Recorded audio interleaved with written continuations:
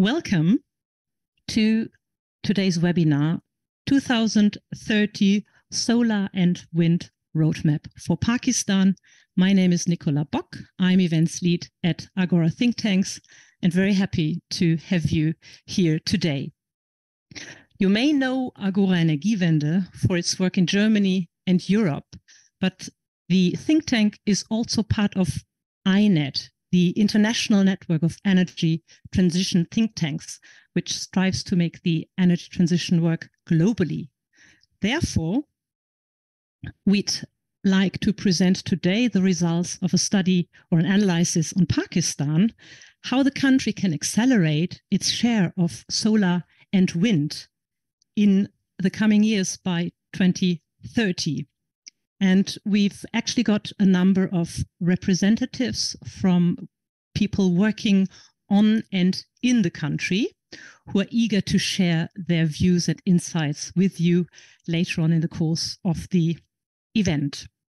Now, what do we have on the plate for you in the next 2 hours? There will be a lot of food for thought for you to start with, because we will have 5 presentations from the various representatives. And then we will have the last more or less 20 to 25 minutes for your questions. We'll have a Q&A session on that. So as I said earlier, do take advantage of having the opportunity of putting any questions or remarks into the Q&A box. We're happy to address them in the Q&A session later on. Now, for the moderation, I would now like to hand over the microphone to my, sorry, this is going downwards here, sorry, to my dear colleague Lydia Wojtal, who is project lead of INETTT and going to moderate today's webinar for you. Lydia, I hand over the microphone to you and wish everyone a great experience. Thank you, Nicola. And for this introduction, that's one thing, but also I would like to thank all of you for being here today with us. My name is Lydia Wojtal, and I will have the pleasure of moderating today's meeting. I am working at Agora Energiewende as a project lead for INETTT, or the International Network of Energy Transition Think Tanks. Both Agora and the Institute of Policy Studies from Islamabad, represented at today's discussion, are members of the network. I would now like to start with a few words of introduction to today's webinar. Pakistan is the 5th most populous country in the world, with rising electricity demand. And as the disastrous flooding from last year showed, it is highly vulnerable to the advancing negative effects of climate change. In order to cover the increasing demand for electricity, the government targets to increase the installed capacity from around 38 gigawatts presently to nearly 70 gigawatts by year 2030-31. At the same time, the government intends to increase the share of renewable energies in electricity generation from around 7% today to 20% by year 2025 and to 30% by year 2030. These targets, laid out in Alternative Renewable Energy Policy, or AREP, adopted in 2019, are to be achieved in just 7 years, mainly through the expansion of hydropower, wind, and solar energy. Therefore, the questions which we pose at today's meeting are: how to accelerate the development of wind and solar power beyond the governmental target adopted in the Indicative Generation Capacity Expansion Plan, or IGCEP. Please remember the acronym. We'll be coming back to it quite often during today's meeting. Another question is, where should the solar and wind development occur? And the last one, what potential could rooftop solar and mini-grids play to meet the growing demand in an economical and sustainable way? Overall, the webinar contributes to an enhanced understanding on the economic potential, technical feasibility, and relevant policy tools to implement a higher PV and wind share by year 2030 in Pakistan. And it is designed to support the government in planning and developing a coherent, robust, and cost-efficient a single roadmap for Pakistan. And with that, I would like to turn to our first speaker, first contributor to the discussion. And this person is Tobias Merz from 8.2 Renewable Energy Experts. He has been working as an advisor for renewable energies with a focus on solar power for more than 10 years and in Pakistan for 7 years. He has advised clients like GIZ, World Bank, and government institutions on renewables policy and implementation, and is personally engaged in climate activism. Today, Tobias will present an alternative scenario for the current IGCEP as a base for discussion. This analysis discusses and evaluates scenarios with more PV and wind energy than laid out in the IGCEP from 2022 and as an input to the new one, IGCEP in 2023. Tobias, you have the screen and the mic, please. Okay, thank you very much, Lydia. It's a pleasure being here today and being able to present. So I think you said it, that I've been working in, so we are based in Germany. We're 8.2. We are an engineering office on focused mostly on solar, a little bit also on other parts of renewables and the energy transition. And we based in Germany, but we have many projects been done in Pakistan the last years. I personally have been working on Pakistan the last 7 years. Another colleague who was also involved in this study is currently in Lahore, working on another project. So I'm very interested in Pakistan and its energy transition. And I'm happy to present this today because all these last 7-8 years, we've been talking a lot about solar power and more wind power in Pakistan. It was always supposed to happen. There were always big plans, but somehow it never happened. And now it's the first time we have more solar and wind in this IGCEP. So that's already a big step.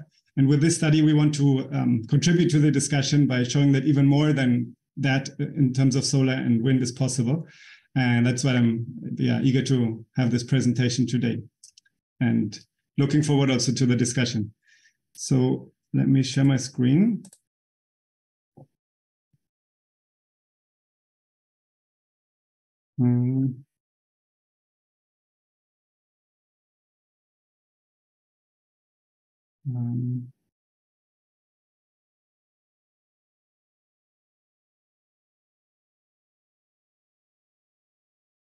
So now you should be able to see the screens themselves, but how can I?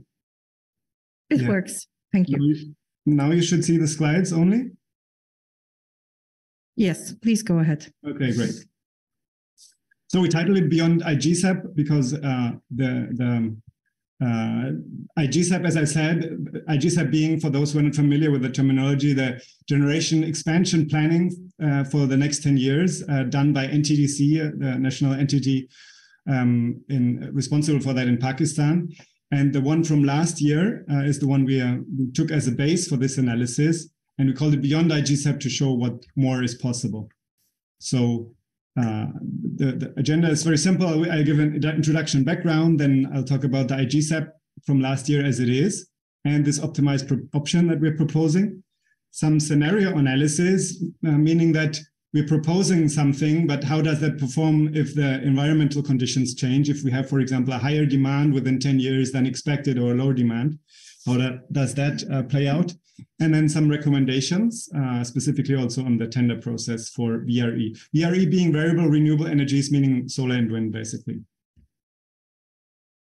So introduction and background. So NTDC, as I said, that's the NTDC in Pakistan responsible of the grid and grid planning. And they are also responsible to do this IGCEP every year. They presented the last one in September. And this lays out the generation capacity planning for the next 10 years. It's already much more progressive in terms of wind and solar than the last versions before it. So it has 7 gigawatt of wind and 14 of solar. But it also still includes substantial further investment into local coal and other fossil fuel plants. And this analysis, again, discusses and evaluates scenarios with more PV and wind for this next 10 years.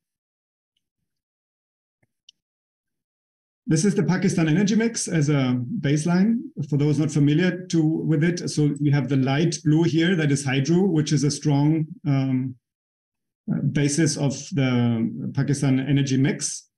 This is in terms of gigawatt hour here in 2022. So historically, hydro was very important, but throughout the last years or decades, also lots of fossil fuels have been added, which are all these here on the right, different parts of nuclear, local coal, imported coal, and gas.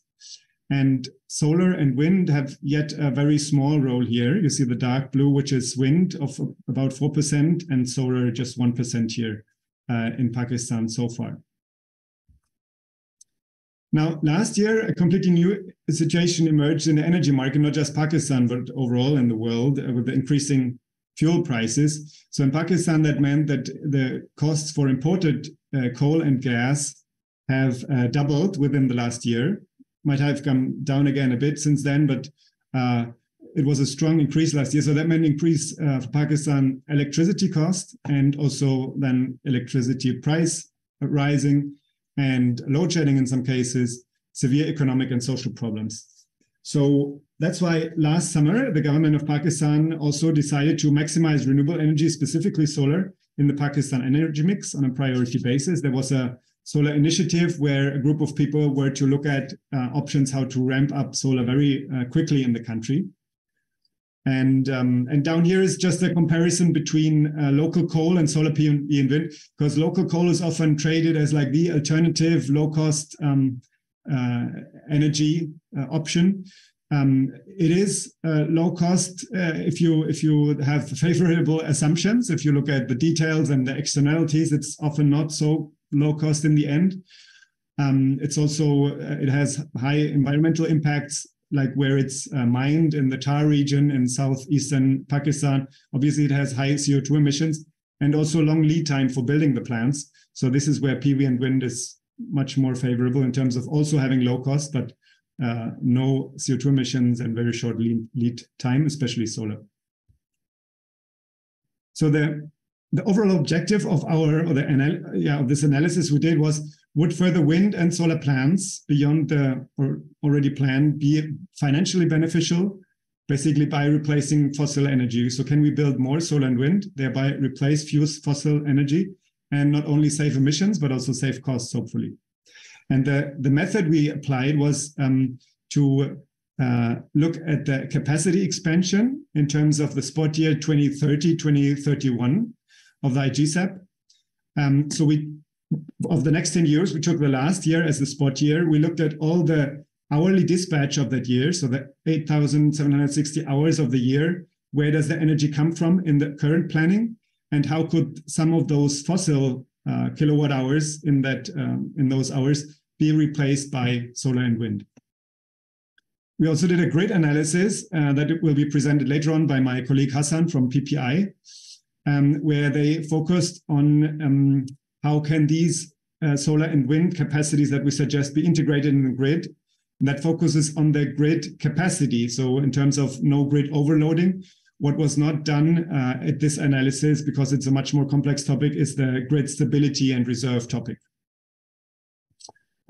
So the cases we evaluated is VRE as per IGCEP 2022, the base case, and then the optimized VR proposal that we came up with, where we increased solar and wind, which included some small modifications or assumptions, you can say, which I'm going to go into in a minute. And then we also had a third case, the hydro storage, where you use hydro specifically also as a storage, as a buffer. But I'm not going to focus too much on that, because in our analysis, that was not so much of a change. So the IGCEP 2022 and the optimized options. This picture shows very well the current IGCEP and the differences that we are proposing. So here you see 2022, that's where we're starting now. We already have a high amount of hydro. That's similar to the pie chart that we saw just a minute ago. And then over the years, the hydro is supposed to increase a lot, actually by 2 with the current plans. You also see that solar and wind are already planned to be expanded throughout the next years substantially. But you also see that the demand is increasing, so there's still these imported gas and coal here on the top. You already see that also the red line is the cost, which is going down across the years, basically because hydro is assumed to be so cheap, so that draws down the cost Whether that will be the case or not, that depends on how these hydro projects pan out, but that is at least the projection. Now, what we are proposing is to increase solar and wind much more here. You can see it's a strong increase of almost 1.5 to 2.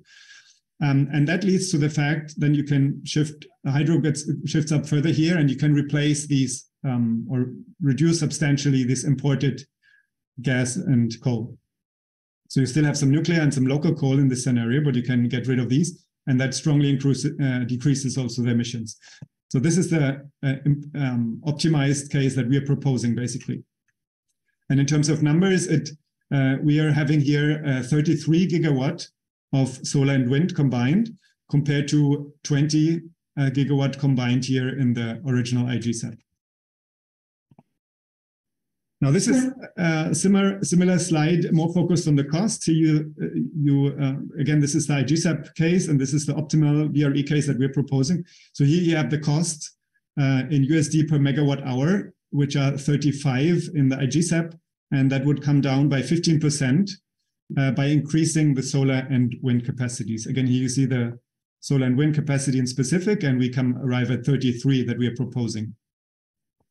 Here you see the hydro case, which, as I said, in our analysis, was not that much different. It has still a little bit lower emissions, but a little bit higher costs.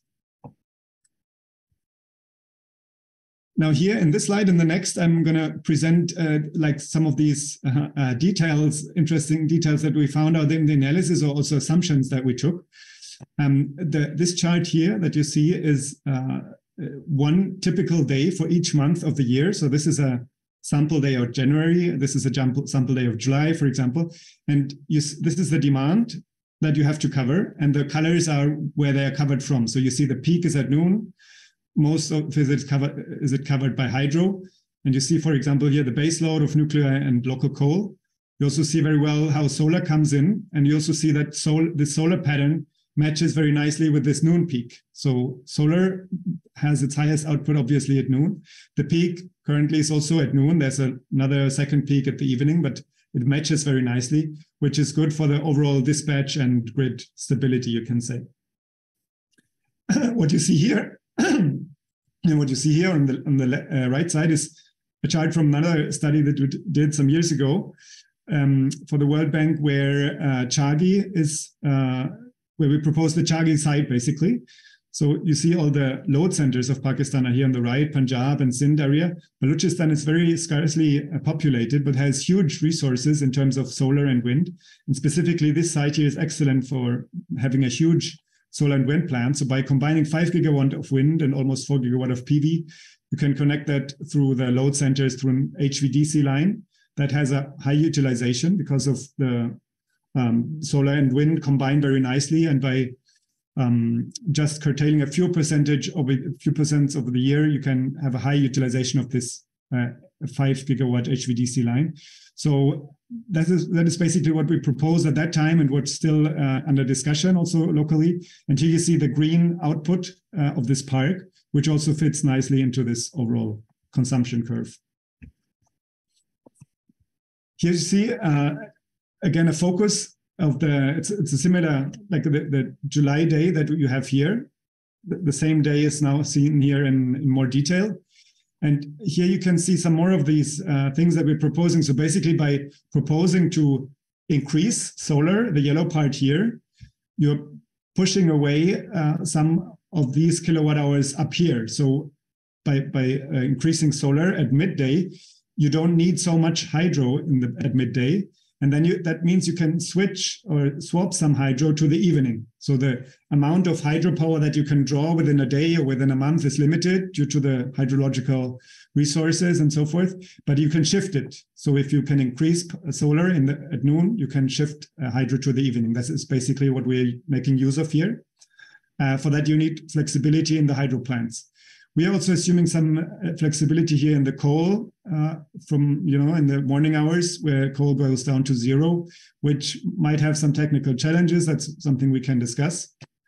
And again, you see here the Chagi Park coming in as on the right side as the green. Now, the difference between the left and the right chart here is that we are assuming that it's possible to shift some of this evening demand to the noontime. If you want to get rid of these coal and gas dispatchment in the evening, you don't have solar, and hydro is depleted at that moment, or you have already dispatched all your hydro. So if you want to go further VRE, if it's possible to switch that demand somehow to midday, then it's possible to increase solar and wind and cover it by solar, wind, and hydro, and avoid this coal in the evening. But for that, you need this demand switching, which is possible, for example, through specific tariffs. You could have a tariff incentive at noon. You could have some discussion with the agricultural sector where there's loads of agricultural pumping that could be switched to the day. So by some initiatives, this demand switching should somehow be possible, and that would allow for even higher VRE deployment. This is just a slide to show that we are in good company with our assumptions here. This is the IGCEP 20 gigawatt of VRE, solar and wind, which is proposed in the IGCEP 2022. This is again the case we were just discussing of 33 gigawatt, the hydro storage case. And these are two other studies, the World Bank locational study and World Bank VRE integrational study, who were also having VRE quantities in this amount. This is the solar initiative from last year. This is not just here for indication. This was supposed to be in 10 gigawatts for the next few years. So this would be kind of on top of these others. So this is to show that we are more ambitious than the IGCEP of last year, but there's other studies showing similar quantities of solar and wind that should be possible. This slide here shows that these 33 gigawatt of VRE, where should they come from? So if you say 33 gigawatt, it could sound like, well, we're proposing 33 gigawatt of mega plants. So we need 33 gigawatt of evacuation lines in the grid, and that is impossible to achieve. So that is not the case. If you look at where these come from, up here it's for 2030. You have 12 gigawatt of wind. That would be mostly in the two wind corridors that we have in Pakistan, Chagi, as I was just mentioning, Western Balochistan, and Jimpir, which is already being exploited near to Karachi, maybe some other smaller spaces.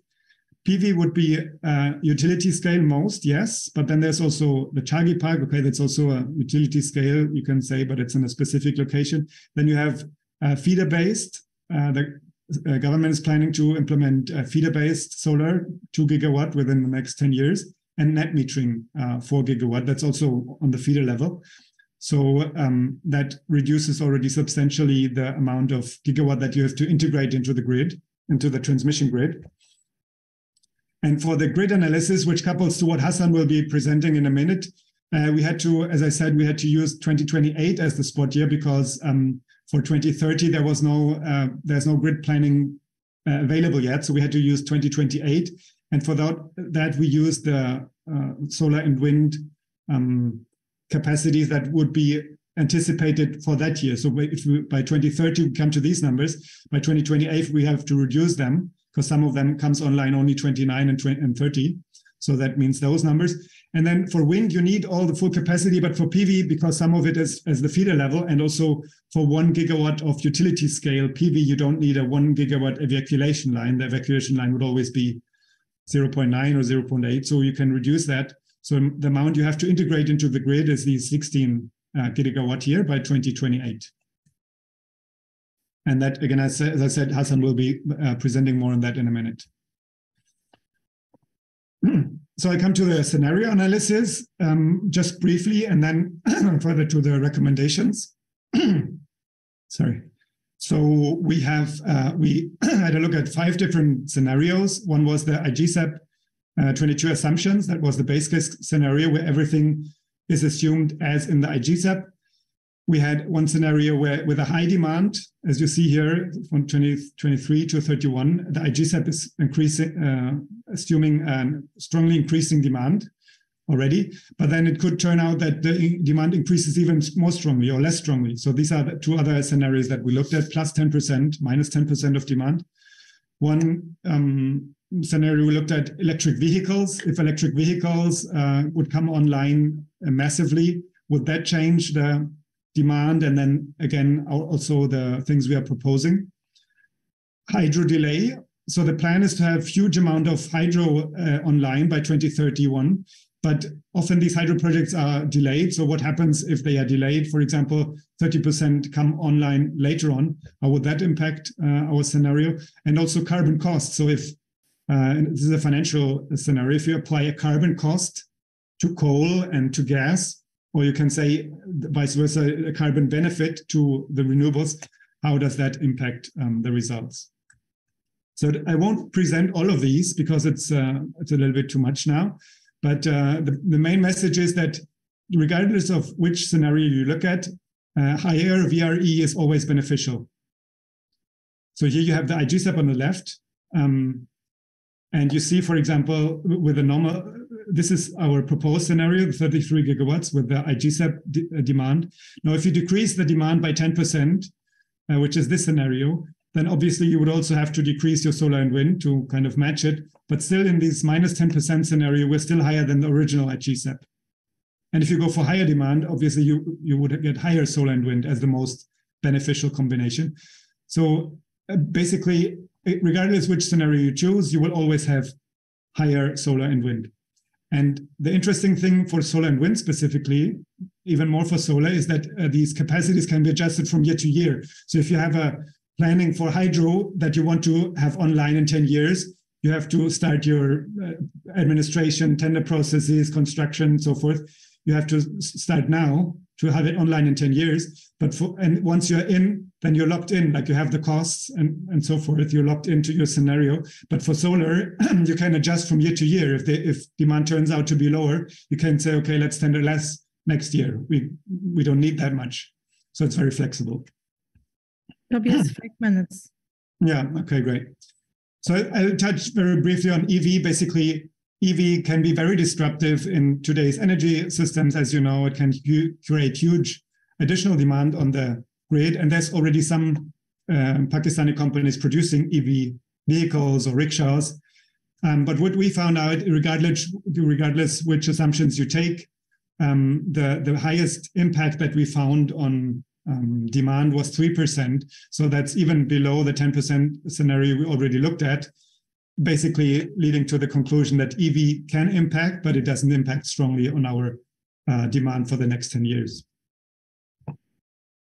I will also have very short comment on this. This is where we had a look at this carbon pricing, and we came to the conclusion that a carbon price of only $20 per ton of CO2 would put this local coal, which is assumed at very low cost here, 2 cents, so $2 per kilowatt hour, would increase this local fuel cost of local coal to the level of wind and PV. So with $20 of CO2, it's even, and with higher, then even becomes more expensive. And this is even excluding capex here for the coal and environmental impacts. So then it would also be more expensive. This is just to counter the argument of cheap local coal a bit. Yeah, so with that, I'll come to the recommendations. I have 4 slides on that. The first is just a summary of what we said. So increasing VRE to 33 gigawatt by 2030 leads to cost savings of 15%, emission savings of almost 50%. So it should be pursued in the next IGCEP. Next IGCEP being prepared this year. We think these higher VRE numbers are very realistic and beneficial. And again, the tender amount per year can be adjusted flexibly, and also some further savings can even be achieved by avoiding some upcoming coal plants that needs more analysis. In terms of infrastructure, that needs to be initiated immediately. So for integrating all these renewables, lots of that can be put in places where you use existing infrastructure, but obviously you also need to work on the infrastructure. Even the hydro projects need more infrastructure. So that's that has to be done anyhow, and that should be initiated right now. Most importantly, this Chagi connection, HVDC link to Chagi, is very important to export that power. If the plant is there, but the connection is missing, obviously you will have huge cost loss and so forth. And a comprehensive feasibility study is needed for this Chagi project specifically. And then also the rest of the grid that needs to be reinforced for this VRE integration should be analyzed in further studies. Flexibility is very important for accommodating more of VRE. So that relates to hydropower. For hydropower, it should be studied which hydropower plant is flexible in what way. At the moment, it's more like, okay, we have some flexibility in the hydro plants, let's use it and make use of it. But every flexible kilowatt hour that we know of can save money because it can lead to further solar and wind. So we should specifically study for each of those hydro plants that will come online, what is their flexibility? How can they be flexible within the days, within the month? And that will allow us to build more hydro and wind. So that needs to be analysis and also be operated, dispatched in that way. Similar for coal. For coal, there's a huge contractual issue at the moment that 50% of the coal plants dispatch should at least be there in a year. That's only a contractual thing that can be changed. So that needs to be looked at. Also technical flexibility of coal plants and how they can be maybe upgraded to have further flexibility. That is very important. And for hydropower projects also, reverse pumping infrastructure is also very beneficial to have them work as storage. And then, as I've mentioned in the beginning, further studies need to be done on the system reserve under high VRE scenarios. And then for the tender, AEDB is already working on that. At this moment, there's 600 megawatt of solar and wind, of solar in that case, being tendered down here in southern Punjab, I believe. So for the next years, these tenders must be location specific, because if you put them in different places across the country, you make best use of the grid infrastructure. The government could offer specific stretches of land for that. A reliable year-wise tender plan should be developed for that so that the investors know what they are at. And the combination of solar and wind power into hybrid parks, such as Chage here and some other places could be feasible, like here in Sindh or maybe some here around Quetta. Those are very favorable for the evacuation line. That should also be considered in the tender process, that these hybrid tender plans are specifically asked for, or at least possible in the tender modification, in the tender specifications. So with that, I leave it and looking forward to questions later. Thank you very much, Tobias, for this insightful analysis, which provides us definitely with a robust basis for further discussions. There are already some questions to you in Q&A, so if you want to look at them and maybe address them, we'll have more time for other ones in the Q&A session. So thank you again very much. Looking at the agenda, I would like to now invite our second speaker for today, who is Hassan Zaidi, and he is the CEO of Power Planners International. In his work, Hassan contributed extensively to the promotion of renewables in Pakistan in the last 15 years. He and his team have performed grid impact studies of almost all the wind and solar power plants so far installed in Pakistan, including the locational studies for variable renewable energy integration sponsored by World Bank. He has authored the grid code for on-grid wind and solar power plants as member of the Grid Code Review Panel of Pakistan. And for the course discussed today, Hassan carried out a grid integration analysis to assess how the potential share of wind and solar can be integrated efficiently in Pakistan's power system, and how much renewables is feasible in the wider context of national grid. Hassan, I hand the screen and the mic over to you. Thank you. Let me start on my presentation. As introduced, I am working in power sector of Pakistan for the last about, you can say, 40 years. Before in Wabda, then in Saudi Arabia, and for the last 15 years, I am working in the renewable sector, mainly in Pakistan, promoting grid integration of all the renewables, writing the grid codes for wind and solar, and the latest updated grid code also. And all the solar and wind power plants that have been so far integrated in Pakistan's grid, their grid impact studies have been performed by my company PPI, and under my supervision, all the present renewable plants are integrated into the grid. So let's now proceed to the next slide.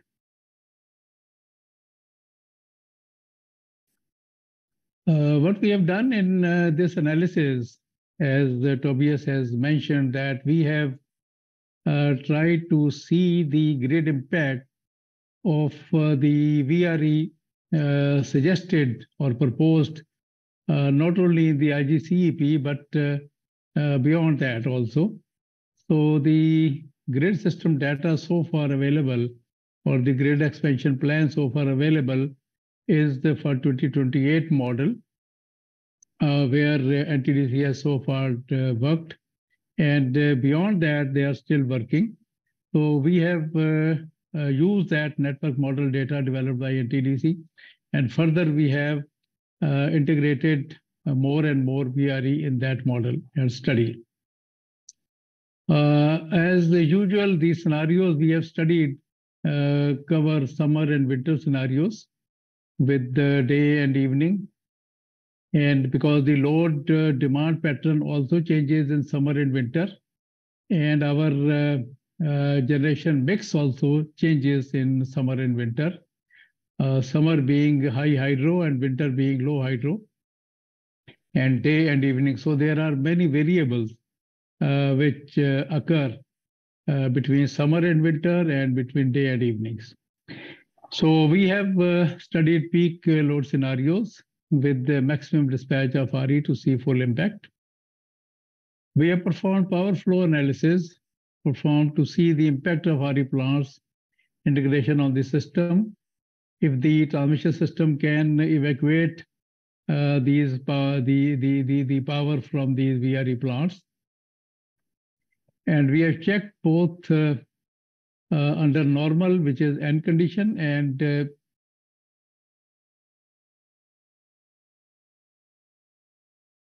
contingency condition, which is N-1, which is our grid code requirement for normal and steady state operation for a system. We have looked into the power flows on the transmission lines and the voltages on the bus bars monitored, because these two important things for grid performance under steady state conditions. Please, next slide. Yes, this is a very important slide, I would say, for all the participants to understand. The nature of grid of Pakistan is longitudinal. From north to south, it is like a longitudinal system. And up in north, there is a big hydro potential. And the load is centered in the middle of the country, as you can see. The load centers as shown through these pointers here. The solar spread out is all the way in Punjab, Sindh, and Balochistan, which you can see from these arrows. There are semi-barren lands here, which are attractive for putting solar power plants. But in Punjab and Sindh, which is the center of the country, you can install good amount of solar power plants. But down south in Sindh province, it's a very strong wind corridor in Jimpir. And at the same time, in south, there is potential of coal in Thar coal fields. And there are nuclear power plants, big sizes, two of 1140 megawatt near Karachi, and a lot of imported and indigenous coal-fired power plants in the south. So the overall nature of the grid system is that in high hydro season, which is summer, the pattern of power flow is from north to mid-country, because in the middle of the country, there is a big load center. Then in south, there's not as big load as in the mid-country, but there is the good potential of conventional generation in terms of thermal power, coal and nuclear, and also the wind corridor. At the same time, it is important to highlight here, which Tobias has also highlighted, that in the western side, west-south of Pakistan, in Balochistan, the area of Chaghi is a very strong wind resource there. And we have proposed not only in this study, but a study we did about 5 years before for World Bank, where we identified that a hybrid wind and solar can be installed here with a capacity of wind something like 5 gigawatt and solar something like 3.7 gigawatt. And in one time, the maximum power that can be evacuated from this location would be nearly 5 to 6 gigawatt. So this is the nature of the generation resources and the nature of the grid, which is important for all the viewers to understand, because I'll be referring to this in the next slide also. So please, let's go to the next slide. We have considered in this analysis of network analysis we have performed through the state-of-the-art software PSSE. So all the existing RE plants as of 22 have been considered in this. All the committed renewable power plants which have already been issued generation licenses, they have been included in this analysis. And then planned power plants as per IGCEP. I mean, when we mention planned, that means those plants which have been included in IGCEP. We have included those in our analysis. And in addition to those which are in IGCEP, we have added about 3.5 gigawatt RE plants compared to already planned till 2028, right? So a brief summary is here, where you can see that existing, we have nearly 0.62 gigawatt solar and 1.24 gigawatt of wind. And in committed, for which the licenses have been already issued and they are in the process of commissioning, they are nearly 0.29 for solar and 1.25 for wind. And planned in IGCEP are about 5.65 solar and 3.55 for wind. The additional that we have assumed for the sake of this study and this horizon that Agora is looking forward and that can be accommodated in the grid is nearly 2.95 solar and nearly 0.5 wind. So total of 9.5 solar and 6.54 wind. Putting together 16 gigawatt, we have integrated in the grid by 2028. And here you can see that the normal steady state operation with N-1 contingencies, this amount of renewable can be transmitted through the grid facilities. Okay, please, next slide. Hassan, just a reminder, 5 minutes left. Oh, okay, let me try to be faster. Okay. Then the approaches we have used, this is the important slide here, where we can see the dispatch policies, which is important for integrating the VRE.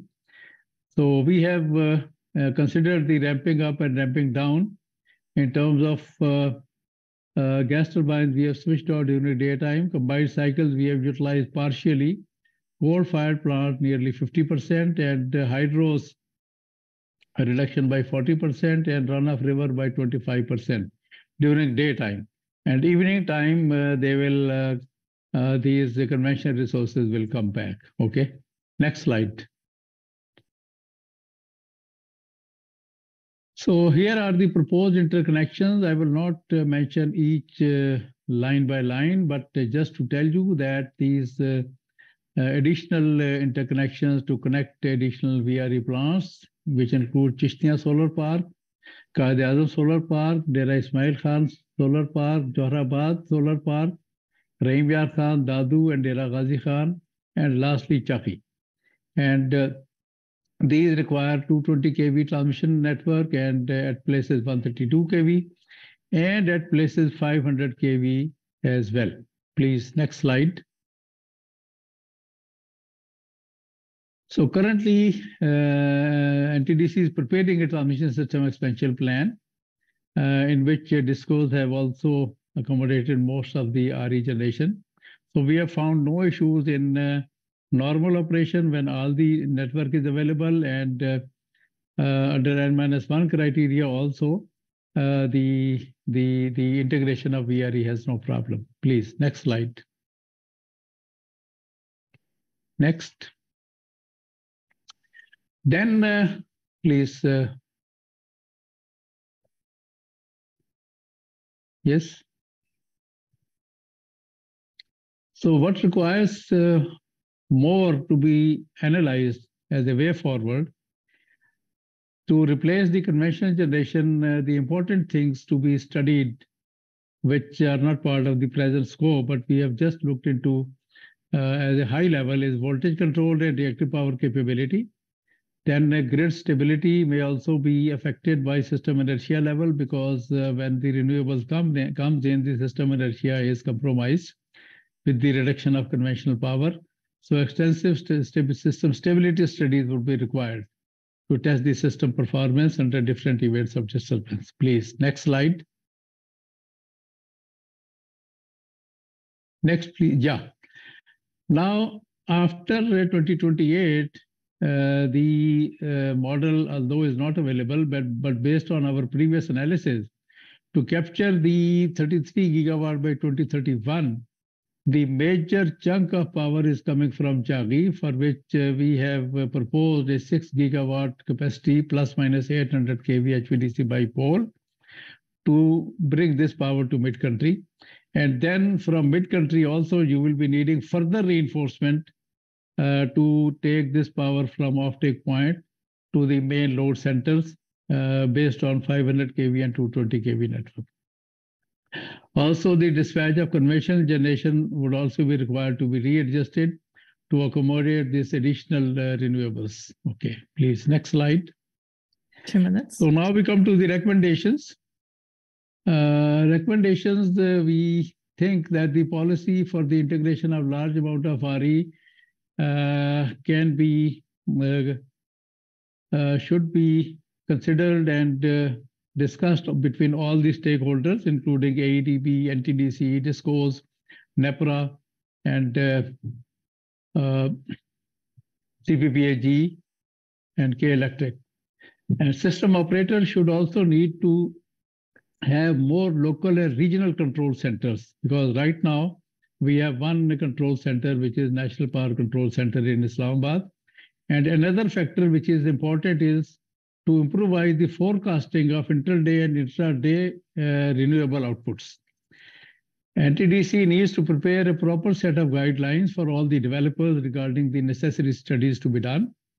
Also, for dynamic reactive power compensation for good voltage control, SVCs or preferably STATCOMs should be recommended to be installed. Please, next slide. Next slide, please.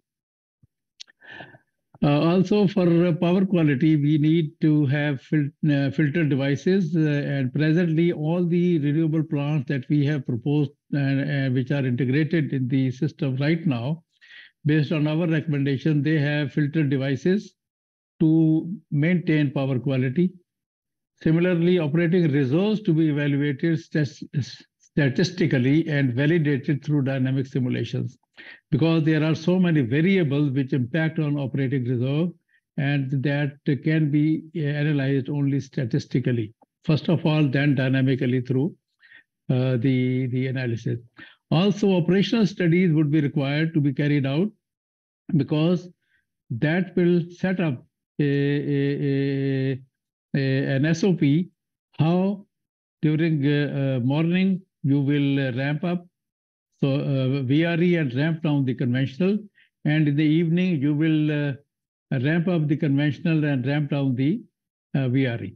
Similarly, transfer limits would also be affected, as I told you in the grid map, that from north to south, the transfer limits would be required to be assessed under different scenarios of system operation. Please, next slide. Conclusions.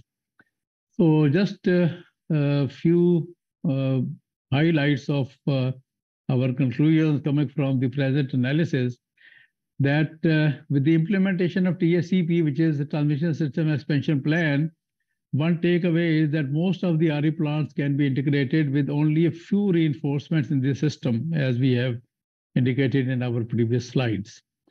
Balanced dispatch policy would be required, as I just mentioned, for ramp up, ramp down capability of conventional plants, and reduced dispatch of on-bar conventional plants. We don't recommend that you switch off the conventional plants. You just reduce their output so that their inertia support should also be available with the system. And they should also provide enough reserve margin for catering the variability of RE plants. So these are few takeaways from this analysis. You should have to keep the conventional generation on bar. Use its reserve margin during daytime when VRE is maximum. And also you will get the inertia support from these conventional plants on bar. And this will also help in controlling the ROC rate of change of frequency. Okay, I think that's all that I wanted to say here. So last slide is just to say thank you for your attention. Thank you, Hassan, for these insights, reassuring us that the increased integration of renewables into the grid is feasible. And this turns us to the question on the best solutions allowing us to boost renewables in Pakistan. And a part of it will be answered by my colleague from Agora Energiewende, Naila Saleh. Naila, please turn on your camera. Thank you. And Naila is a project manager at Agora Energiewende and oversees the Pakistan program. She's also a guest researcher at the Department of Economic and Infrastructure Policy at the Technical University of Berlin. Most of her research work is focused on energy justice, decentralized renewable energy solutions, and socio-technical transition in the context of Global South. At today's event, we'll look into the options to unlock rooftop solar potential in Pakistan. Naila, you have the screen, you have the mic. Thank you. Thank you, Lydia. Let me share the screen.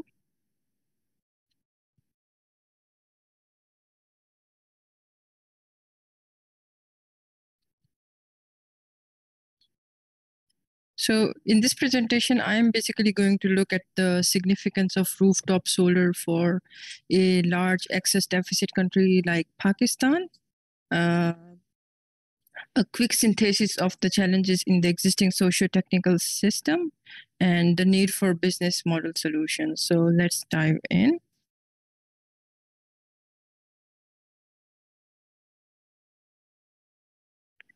So according to IEA, in Pakistan, 54 million people still do not have access to electricity.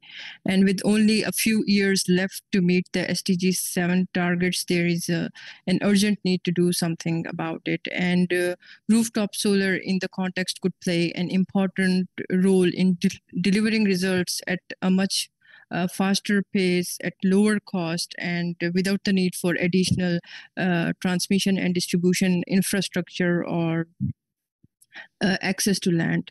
And if we look at the economic competitiveness of rooftop solar, it has some excellent preconditions. We receive year-round sunshine hours.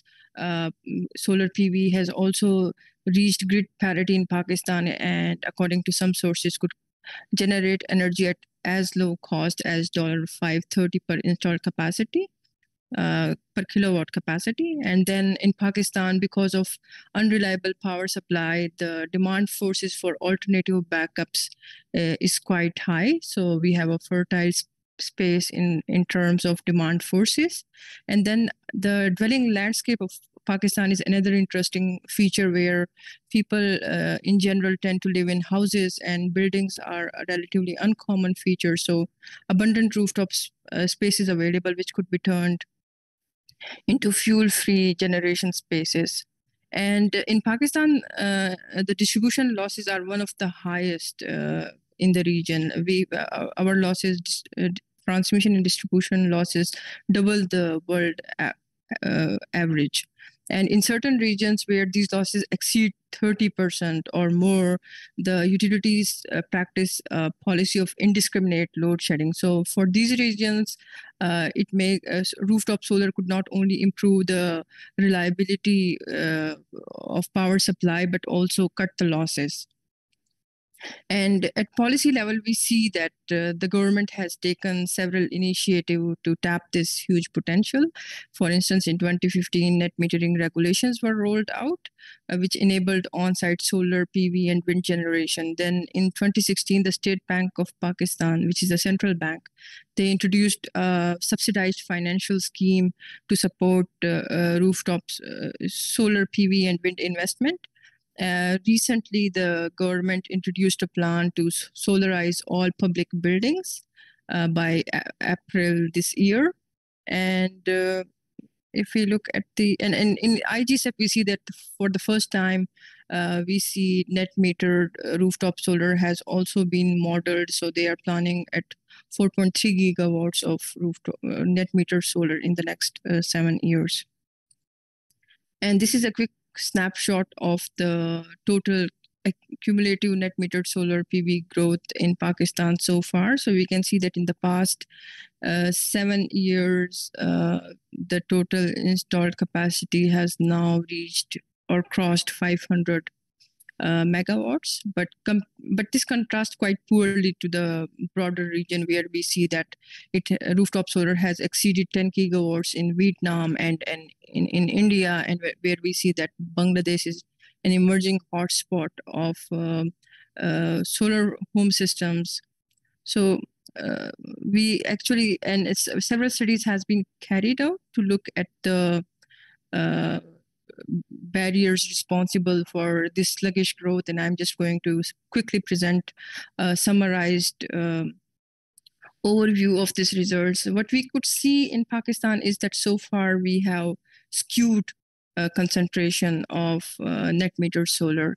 In the top left graph, you can see the average income of the prosumers, those who have installed these solar PV systems, and the non-prosumers who have not installed. So we can see that there is a big variation between the average income of the two groups. And if we look at the motivation to install solar PV, we see strong motivation. 50.2% prosumers in this survey carried out by Institute of Policy Studies in 2020 shows that they want to install the solar PV system. But despite the strong motivation, the two graphs at the bottom right and bottom left actually shows the factors discouraging solar PV adoption: and high installation cost of technology, challenges in mobilizing finance, information asymmetry. These are some of the key barriers. And then from the prosumer survey, we also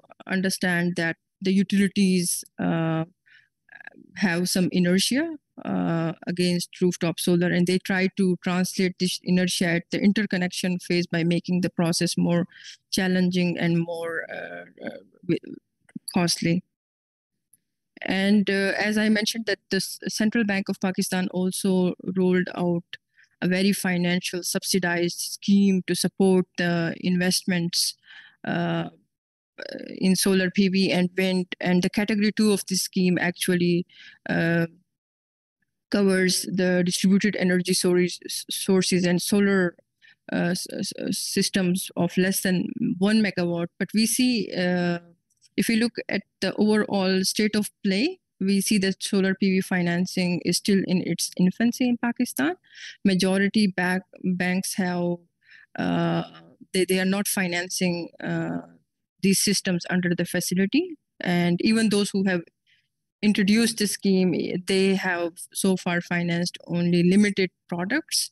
And the general challenges in accessing finance is the high degree of security and the restrictive eligibility criterions, which restricts its scope overall for widespread diffusion.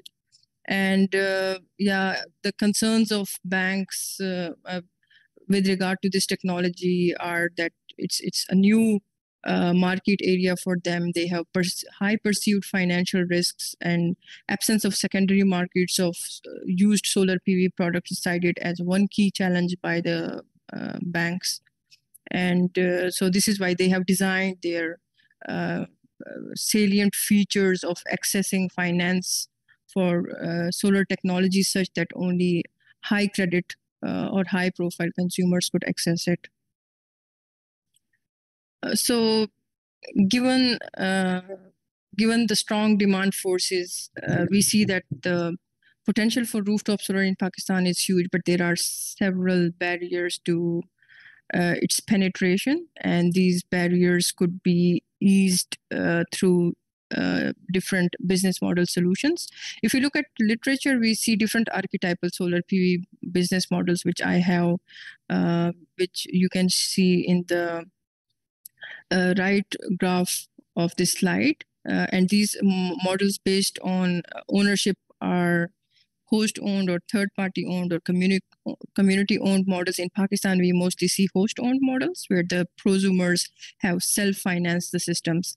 In India, we see RESCO models, which are a kind of third-party-owned models, and these third parties then takes care of the capital cost and operational cost of the technology, whereas the consumers make either leases the system or makes payment to them in through a power purchase agreement. And then we also have utility controlled or utility facilitated enabled business models and some kind of public-private partnership models. Public-private partnership models mostly work quite well in hard-to-reach areas where private investors shy away from investment. So for instance, if we look at the case study of Bangladesh, we see how interaction of different stakeholders in a well-knitted framework have far-reaching impacts. They for their solar home system program, most of the installations are taken care of by this IDCOL model, and in IDCOL is a state-owned financial company. It is funded by by the government and different development partners, and then they forward this finance to a well-curated group of private organizations who then install these systems and take care of the after-sales services for the end users. And this program has actually been a success story for many years now. They have installed 4.1 million solar home systems during a 15-year period beginning in 2003, and about 20 million people obtained electricity services through this program. And so just to conclude, I would say that in Pakistan, we see a lack of innovative business models. So where on one hand, rooftop solar makes a compelling case and there is strong political support for it, we see absence of different business model solutions to overcome the existing challenges. And then designing appropriate business models can address the existing challenges. And when it comes to the question of optimal business model solution, there is no one-size-fits-all solutions. But looking at the literature and looking at some of the experience from peer regional countries, we could at least say that things could be so much easier if utilities and regulators, being incumbents, could potentially play an important role by leveraging their close relationships with consumers and different institutions. And they could take active measures to ensure a smooth and streamlined process for integration of innovative business model solutions by rolling out the necessary regulations and by onboarding all the stakeholders in a socio-technical system in such a way that it should be a perfect setup. And finally, more thinking also needs to go into coordinated development of rooftop solar and its well-planned growth. In Pakistan, rooftop solar is still at an initial stage. So it could be planned in such a way that it ensures maximum build out. This could be done by putting in place right signals for to encourage adoption of distributed energy storages and smart inverters. This in turn will ensure maximum penetration and increased resilience. So with this, I would conclude my presentation. Thanks. Thank you very much, Naila. You can start sharing the screen now. It is good to know that the solutions for unlocking rooftop solar exist and can be used. I understand there is much more to be done, but now we have the right overview. And following on this, we have another presenter coming from Pakistan. She is Lubna Riaz, and she will be elaborating on yet another aspect of the growing potential of clean energy transition.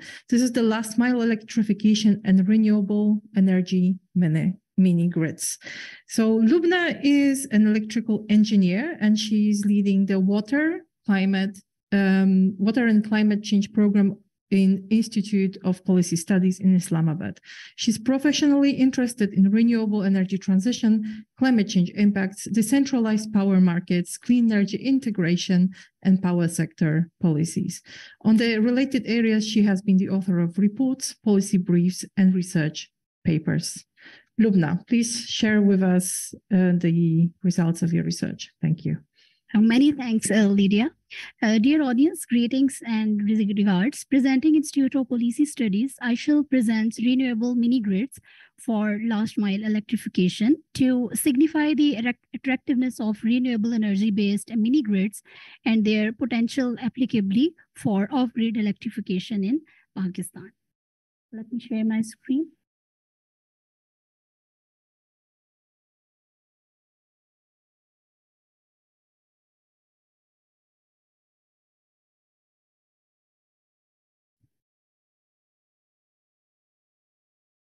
So energy access and affordability is sheltered under the 5 goals of Sustainable Development Goals, which are meant to eradicate poverty and enhance sustainable communities, industrial innovation, and provision of clean and green energy.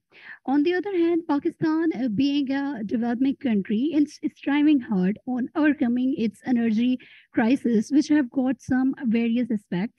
And electrifying the unelectrified areas is yet an issue to have a proper resolution to comply with sustainable development goals.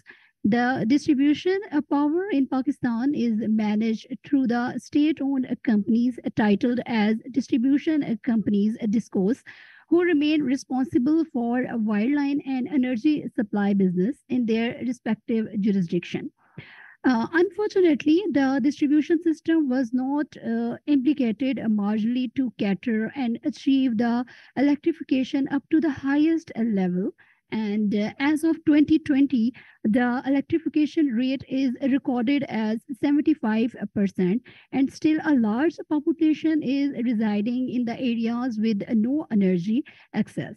Moreover, a recent study reveals that more than 1,000 villages and communities in Pakistan lacks energy access and have the potential to be electrified through renewable energy-based mini grids. Also, without energy access, the communities obviously find hard to maintain a prospective and sustainable roadmap, and devising a mini grid as the solution for the last mile electrification is therefore a conducive solution based on least cost strategy for the communities that can have no economic viability to connect with the grid system. And to start the technical reasoning, here is the comparison shown through the mapping based on a population density in Pakistan along with the night view satellite imaginary. If these two maps are compared, we can see that some of the highlighted areas here and this, some of the highlighted areas with the population density of 50 or 50 to 100% per square kilometers are remote areas with segregated sizable communities, but deprived of the energy access. While the possible reason is believed to be the inability of distribution companies to carry electrification through the grid. Two provinces, KPK and Balochistan, here highlighted, these areas are shown, Balochistan and KPK, have scattered population around the provinces and mostly entrained by the mountainous regions and large deserts. This makes an interventional case for the policymakers to incide the options required to consider apart from enhancing grid infrastructure. So the mini grids are small, independent, decentralized network of distributed-based power generation facilities, a distribution system, and the users in a small area. Because it is targeted to serve some 100 users in the prescribed area, the overall less capital cost is incurred. Also, the developers have the ease to better understand the community's energy requirement. Moreover, majorly the transmission and distribution losses by the distribution companies are resulted due to the lengthy transmission lines meant for supplying electricity to the far-flung rural areas. The mini grids are way too useful in mitigating these losses, as a decentralized remote solution of energy access would lessen the transmission and distribution losses for the distribution companies. Mini grids with the renewable energy sources have many success stories worldwide, where they are perceived to achieve the economic sustainability of the community, where it enhances the likelihood of improvement in rural livelihood, enhance the business activities, creates the value of the local products, and grow the living standards of the society collectively. In Pakistan, a prominent feature in regard to mini and microgrid is the development of the microgrid regulations. To serve the unelectrified areas of Pakistan, the regulation mandate to follow the technical standard with the system size cap of 5 megawatts. It also highlights to ensure the tariff to be reasonable for the consumer, to be settled by bilateral cooperation between the mini grid developers and the consumers. The regulation also allows the developers to install the mini grids on business-to-business basis with the localized renewable energy solutions. Concerning the development of mini grids, the enablers can be counted as the cost effectiveness of the mini grids for off-grid electrification, as the deployment techniques for renewable energy has been improved and private sector entities are participating in development for renewable energy projects.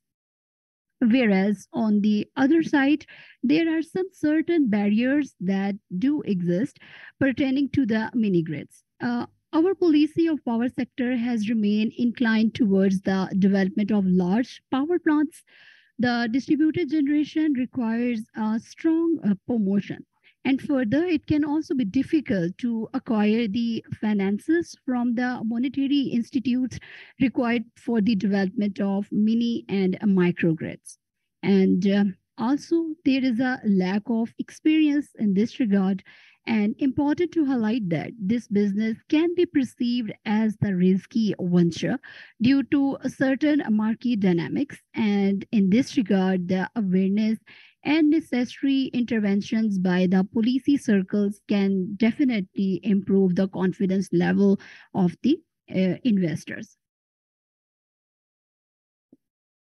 And as the majority in the technical and commercial viability of renewable energy sources, they have proven to be undoubtedly the most cost-effective generation sources: solar, wind, biomass, and mini-scale hydropower. These sources have their strong potential applicability in the region, which requires development of mini grids. One of the main features of mini grid is associated with the fuel diversification, where different sources of distributed generation can decrease the cost and intermittency issue arising from variable renewable energy sources. The business model for the development and operations can be of three types.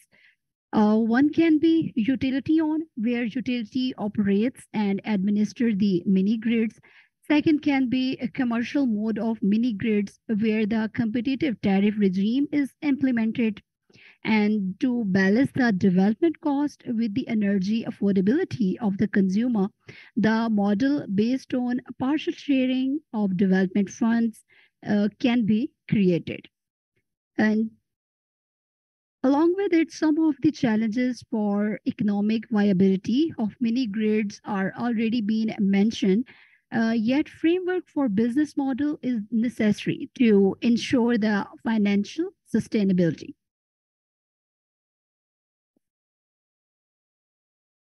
So settlement of the tariff is the base factor on which sustainability of the mini grid is highly related. The aim remains to attract the investments where the affordability would remain balanced with the applicable tariff.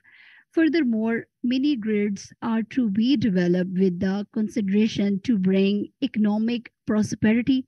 But the challenging situation is to determine the tariff, because consumer ability to pay is an important factor to determine how the business model can work effectively. And in case of Pakistan, where remote or unserved areas are generally inhabited by low-income groups, the capital cost of the system would be beyond their payment capacity. And it would also be difficult to find a willing commercial entrepreneur for investment.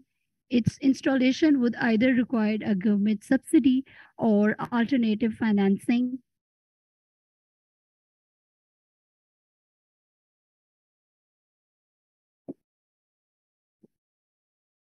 Financing by non-profit microfinance institutions. So therefore, to ensure mini grids to be financially sustainable, it is required to consider that the consumer tariff is required to be low to maintain the energy affordability, whereas it is more preferable to highlight that the support from the donor agencies and multilateral institution is very vital.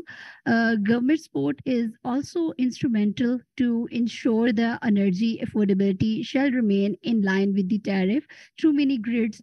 The public-private partnership based on close cooperation between the government agencies, commercial entities, research institutions, and international bodies with the financing instruments is very ideal to provide an ease to build consent and removing barriers and challenges.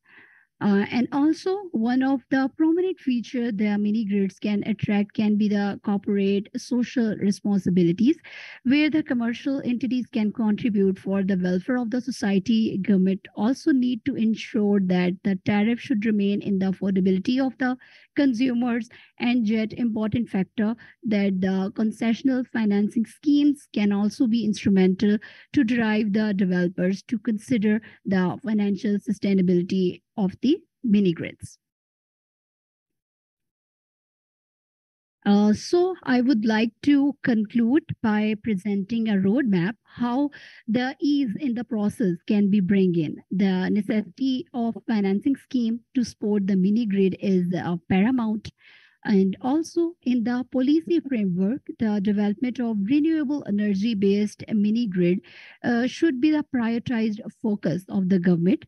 And Pakistan has ambitious plan to up-boost renewable energy sources by 30% by the end of this decade under the Alternate and Renewable Energy Policy, termed as ARE Policy 2019. And these all processes can be supported through the detailed assessment of the areas where the mini grids are to be required for electrification. The energy affordability and trends of livelihood are required to be assessed. and also it shall assist in the proper planning and development of the mini grids. This also requires the close association of industry and academia to promote indigenous development. Significant effort can be made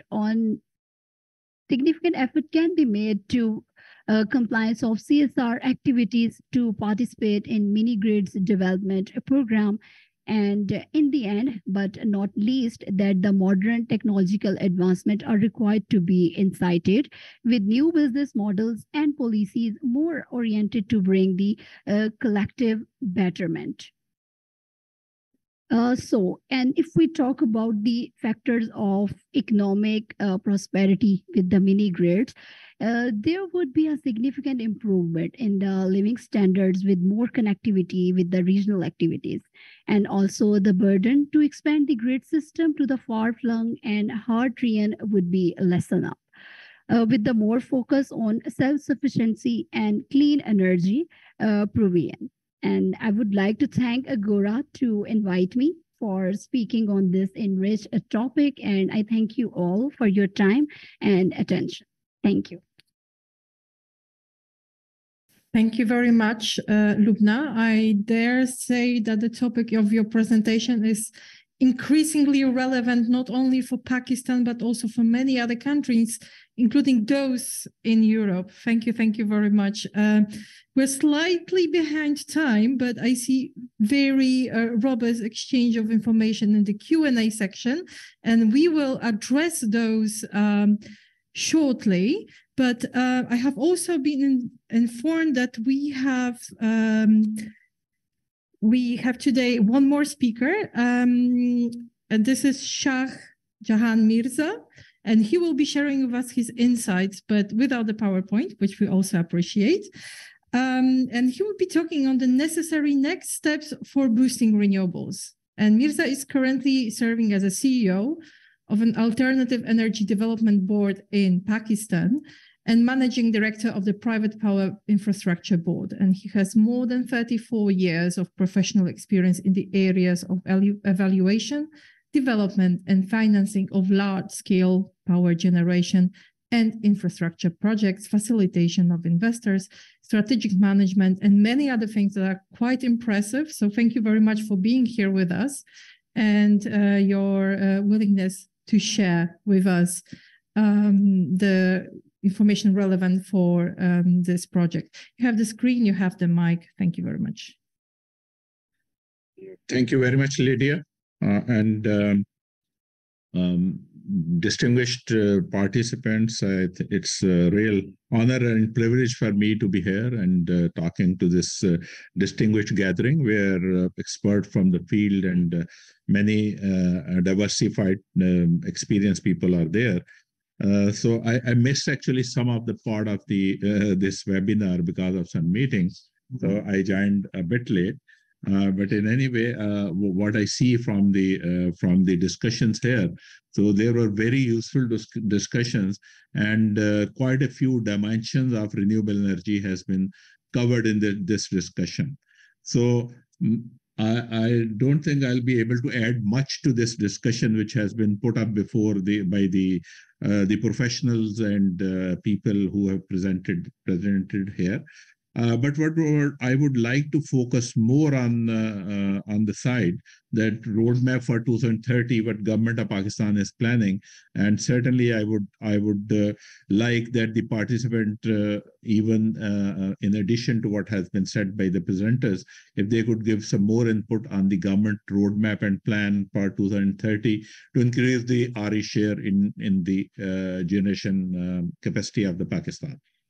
So, as I think one or two of the presenters has already covered, that government is fully committed to supply affordable electricity to its people and working in multidimensional to increase the affordability, to achieve the affordability and sustainability objectives. So I would not repeat SDG 7 goals. I think that the main driving force and the NEQs of the countries which have been issued, which talk about 50% reduction in the emission level and all that. So all these things are there. So we broadly have made a roadmap in the renewable energy policy of 2019, which was actually approved in 2020. And then there is another policy, which is our umbrella policy with the name of National Electricity Policy. So that gives the broader roadmap and the broader guidelines for the development of the power sector in the country for the next decade or so. And a couple of things which that policy really emphasizes at the objectives and the goals of that policy. On top of that is the affordability and sustainability of the electricity, then the environmental protection, and then universal coverage. So mainly aligned with the SDG 7 goal. Then the policy says that in order to keep everything transparent and generate competition, get the right prices to reduce the price. So we will rely mainly on the competitive bidding process, unless there are some strategic project and there's something which actually need to be done on very, very urgently, or for some reason competitive bidding can't be done. Their policy give another way out where we can do some project on single source basis. But categorically, policy emphasized on the competitive bidding process.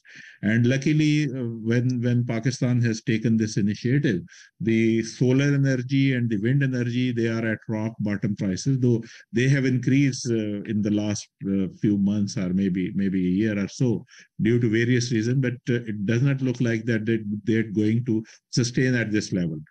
So Pakistan is now endeavoring basically to achieve the objective of the policy which I have defined. So last year, at the end of the last year, government has approved a very ambitious plan to increase the solar share in the generation mix. And for that, the first thing which government has approved, that is the substitution of expensive fossil fuel in the country. Purpose is manifold. We are having problem in terms of imports because of foreign exchange shortage. We are having problem in terms of increasing prices of the imported fuel, so on and so forth.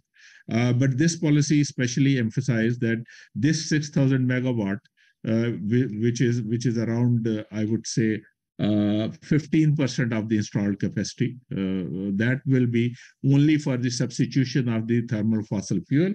And the scheme is to use the existing transmission line and evacuation capacity and run these power plants, solar PV plants in the daytime, and ramp down the thermal plants and run the thermal plants in the evening, whatever is requirement. So that we expect to give great relief in both in terms of environment and in terms of sustainability of the prices, because the currently what we are foreseeing the price of solar PV project per unit cost, that is actually less than half of what we are paying for the imported fuels. So that is a major plus from all dimensions. So that's what we are looking for. And in this scheme, government has, we have from the AEDB forum, we have announced a 600 megawatt first project for the bidding last in February, and the bid closing date is 17th of April. So we expect that we'll get a good response and a good price in that context. The second, overall, as I said, the target under this scheme of substitution of fossil fuel is 6,000 megawatt, which we will try to achieve over the next 4 to 5 years. That's the roadmap. Similarly, the second scheme, which is in terms of quantum, is smaller, but I think that's a good idea in terms of not really the in terms of mini grid, but in terms of distributed generation, that government has decided that all the buildings of the federal government that will be solarized. So we'll do the rooftop solar on all the government buildings, and for that we have put in our bid about 2 days back for the first 2 very prestigious offices of the Prime Minister House and the Prime Minister Office. So, and we are working to bring more and more building in this net. Overall, we're targeting over 1,000 buildings. So this is another initiative to reduce the consumption of the fossil fuel and reduce the price of electricity. The third one, which is a form of, again, distributed generation, we'll be targeting our 11 kV feeders, which is the lowest level of distribution in the distribution companies, and we'll be setting up smaller power plants like 1 megawatt, 2 megawatt, 1 to 4 megawatt size, wherever there is technically feasible and wherever we have the cheaper land and we don't actually spoil the agriculture land and so on, these things. So that is the third scheme. And it will obviously give a lot of help in stabilizing the grid and technical improvement of the power supply. So these are the three schemes on which we are working on. And again, the target for this solar PV 11 kV feeder is around 2000 megawatt. So overall, we are targeting around 10,000 megawatt.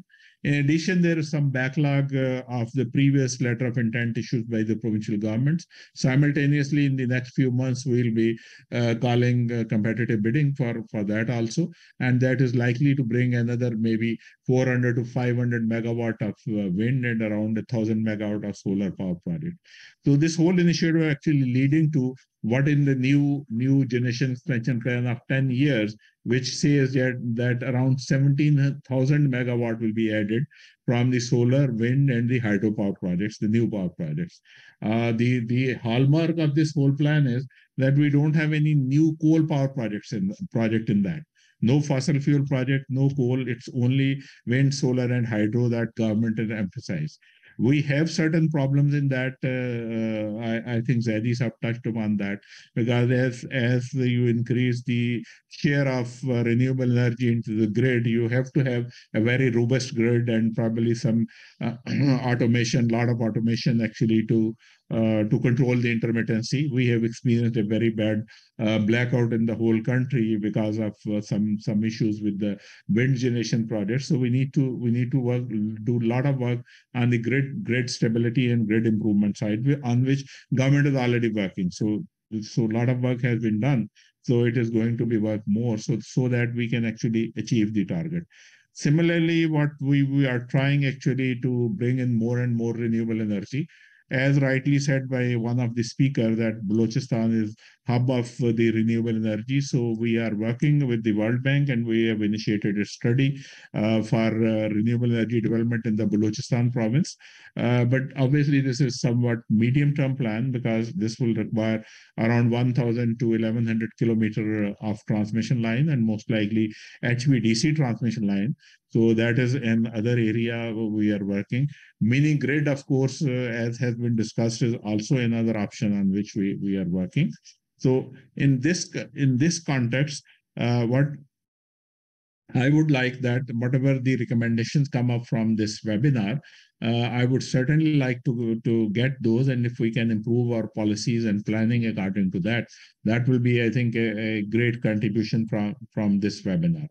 We are also looking at our policy allows that we can work on the new technologies like geothermal, waste to energy, solar thermal. So all those things are on radar. But currently, the top priority is the substitution of fossil fuel, on which government of Pakistan is working. So I think that's mainly from my side. So if some of the questions relate to this subject, I will be glad to actually answer those questions. Thank you very much. Thank you very much for summing up. That's an excellent job also for myself, because I guess you have commented on everything that was necessary from this webinar. And this turns us to the Q&A session, in which we will be addressing those questions that have appeared in the Q&A box. Please please write your questions, and please write who you would like to address them to. And I see quite a few have been answered already. And now I would like to ask all the presenters to turn on their cameras to show up for the Q&A session. And starting this session, I would also like to say that we have many interesting and distinguished viewers from all over the world, and also from Pakistan. And I have been informed that we have with us also today Ali Zain Bandatfala, who heads the Grid and Generation Planning at NTDC. And I've also have been made aware that his insight into what has been discussed already today will be quite valuable, and I would like to introduce him, ask him to join us for 2 or 3 minutes to comment on the discussion. And I just switched on my camera because I'm going to make Ali a panelist for a few minutes, and he should appear on stage soon if it all works. There he is. Ali, he's connecting. You can now switch on your camera and the microphone, and then you can give us your comment. And I'll switch out here. Thank you, Nicola, and welcome, Ali. Yeah, thank you very much to the team. My name is Ali Zain Banatwala. I'm Deputy Managing Director for NTDC, which I think Tobias referred to earlier as the creators of the Integrated Generation Capacity Expansion Plan. So I'm not going to take too much time. I do want to make a couple of comments. Number one is that the IGCEP, which he referred to, looks at a 10-year growth rate or demand growth rate of 4.5% in energy and almost 4.9% in peak demand, which seems to be a bit, I think optimistic now. I mean, if you look at the current year that is just passing by, we probably had a contraction in GDP. And if you look at just the IMF's figures, they project 2% GDP growth rate. So since the entire IGCEP is based on demand, which is based on GDP growth projections, we may be in a situation next 2 or 3 years where we may be requiring less new energy or less new power plants that was previously envisioned. Again, if you look at the IGCEP, it actually includes, I mean, we talked about the solar and wind, but it includes almost 14,000 megawatts of committed 1,000, which has already come online from the coal. It still leaves about 12,000 megawatts, which is mostly the bulk of which is hydro.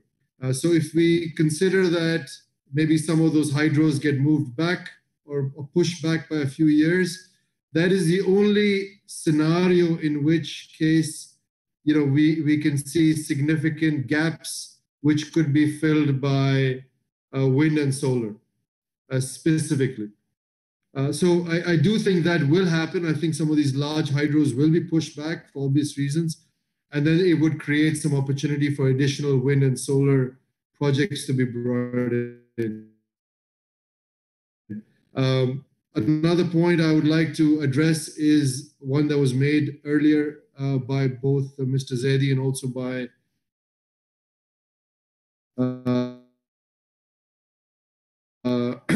Mr. Shah Jahan. I would like to put this into the context of Pakistan's energy system currently, which is we have about a 24,000 megawatt summer demand, peak demand, and in winter our demand goes down to 10,000 megawatts. Even today, right now, my current demand in peak hours, 5 o'clock is peak time, it's only 11,400 megawatts. All of that is almost all of that is exclusive being served through local generation. So if we say, okay, nuclear, maybe local, maybe not, debatable, but it's considered local generation. So 3,000 megawatts of nuclear power, about 1,300 megawatts of local gas, 3,500 megawatts of hydro, and about less than 1,000 megawatt of local coal, which leaves only about 1,500 to 2,000 megawatts of RLNG, which is imported. So the only imported fuel right now is regasified LNG.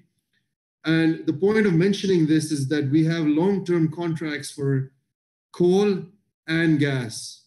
And the power sector is the only sector that can consume the coal and the gas. So, you know, when the government considers replacing expensive fuel with solar and maybe wind, we have to keep in mind that there are contracts that simply have to also be, you know, considered. And the only way to do all of this is to increase the demand. So I think it's a very difficult situation over the next 2 years, with demand stagnating, with energy prices going through the roof, and these existing contracts which also have to be adhered to. So this, I think, is a sort of big canary in the coal mine. And one other point I would like to make is that, yes, the government has indicated it wants to make 6,000 megawatts of PV, which is in line with the existing IGCEP. But we will see what happens with the first 600 megawatts, at what price the government gets that. It's 3.6 cents was the previous sort of tariff, which was given as a benchmark. I don't know whether that's sustainable, whether that's realistic or not, given we have a CCC in junk grade rating from Moody's at present. So lots of problems, lots of issues to deal with.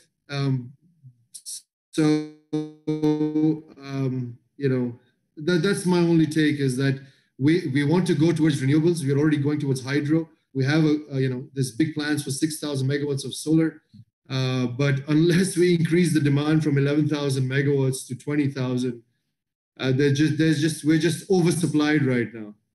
Thank you. And that's something that should also be considered. Thank you very much. Thank you very much for another excellent summary. We will now try to answer some of the questions that have appeared in the Q&A box. And the first one was actually directed at asking what impact will carbon pricing have, and Tobias Matt offered to answer it. So I'll give this a priority and then see how far we can go with addressing those questions. And for the panelists, could you please look in the Q&A box and maybe try to answer some of these questions as well, so we can help the audience understand the best they can. Thank you. Tobias. Yeah, so the carbon pricing and impact on consumer tariffs. So it depends on what kind of carbon pricing you assume. If you, for example, if the Pakistan government would just give additional costs, some kind of duty to carbon emission technologies like coal, then obviously the price of coal would go up. That would somehow translate to the consumer tariff, then tariffs would somehow increase.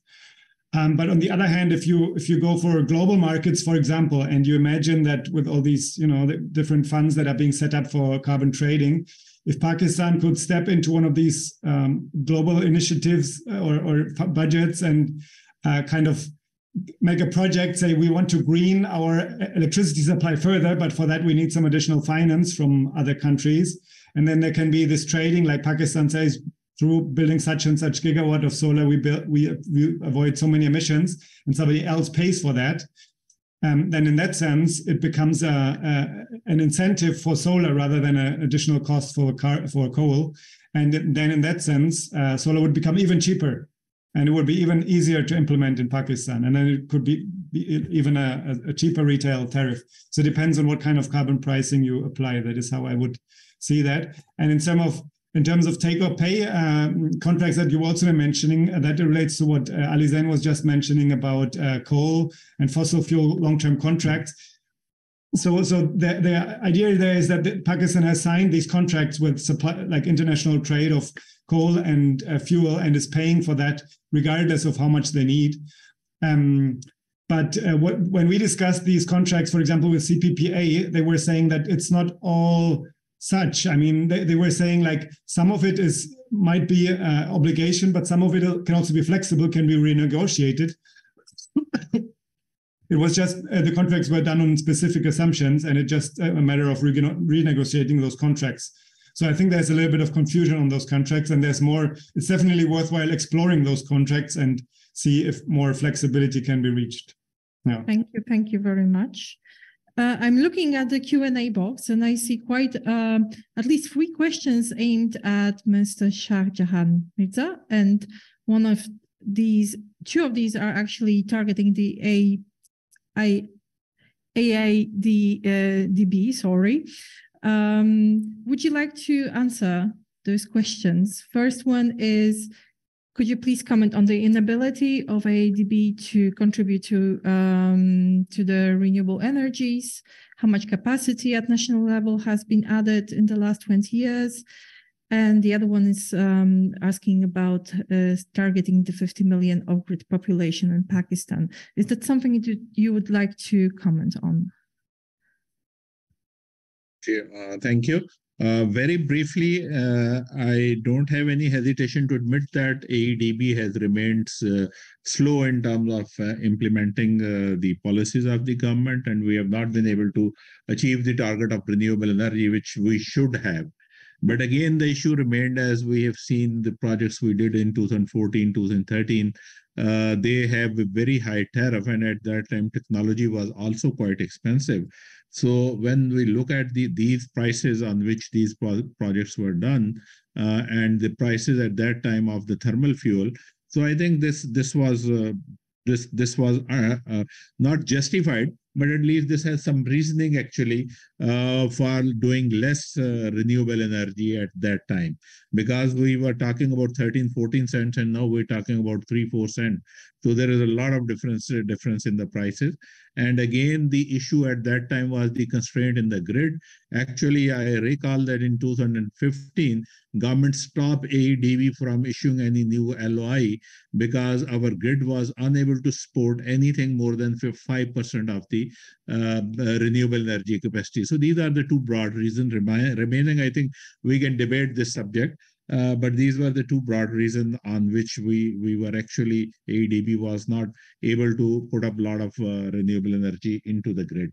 And the second question was regarding AEDB. Yes, we added to the AEDB capacity, and my presence here is one of that addition, because my original position is actually the MD of Private Power and Infrastructure Board, but I am looking after this for the last over 1 year now.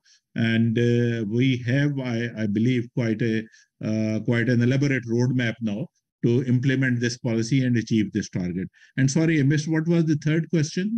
The first question is about the incentives for manufacturing and assembling solar system components. Yes, I think that's a very critical question. And after doing a lot of deliberations, the policy, the government has actually made a policy, AEDB, with the help of our Engineering Development Board. The policy has actually been drafted. It is out for comments, and I believe this will be approved within this month of March by the government of Pakistan. So we are giving some incentives for local manufacturing and offering some concessions for local manufacturing. So that policy is already in the pipeline, and hopefully by end of this month, this will be announced by the government. Thank you. Thank you. I will allow one more question that is still in the box, and that is about the potential investment cost. Has it been considered in the scenario, and where such investment might come from? And here I would like to ask Tobias, but also maybe other panelists, if they would have an answer to this question. Yeah, so where the investment come from, I'm not the expert, maybe the others can also comment.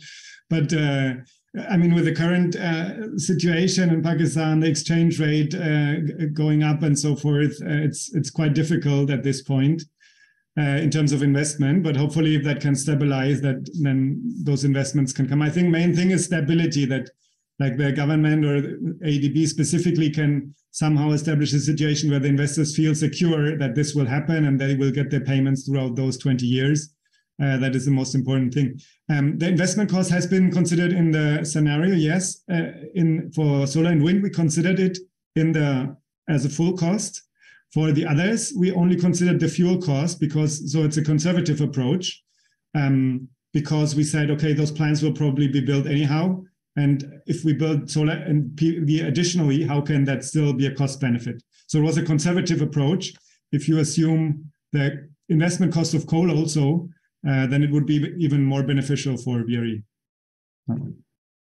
Thank you, Tobias. Is there anything to add from other panelists? Yes, Lydia, if you allow me. 1 minute. Just one point. I agree that this is probably a challenging time to bring in investment in Pakistan. But we have given some incentives in terms of giving some indexation on the tariff in terms of indexing it to the dollar. And the other major thing which we have done in this round to make this renewable energy successful, I think everyone around in the participants knows that Pakistan is facing the problem of circular debt, which is basically being generated from the delayed payment to the operating IPPs because of losses and collection and everything. So what incentive in this case we have given that we are not putting these projects at par with the other IPPs in terms of collection of money. Being green energy, being cheap energy, we are giving them a special treatment that they will have priority in the payment. So we are creating a special account where all the distribution from the distribution companies, all collection will come into that account. And on that account, the first writer will be of these IPPs here putting these cheap solar power projects. So they will not be in the queue and they will not be in the problem of delayed payments. So that is the biggest incentive we have offered, apart from other things. So I would suggest that the participant that if could go to AEDB website, the details are there. Thank you. Thank you. Thank you. Thank you very much. We are exactly at 1:30 when we are supposed to finish this very rich and exciting webinar. And on my side, I would like to thank all the panelists, first of all, for being here, for delivering excellent presentations and being on time, being very responsive to our audience's questions. I think this was a very good exchange. And I would like to say goodbye from my side and hand over to Nicola, who will officially finish this meeting. Thank you. With my little advertising block at the end. So thanks everyone on the podium and also in the audience.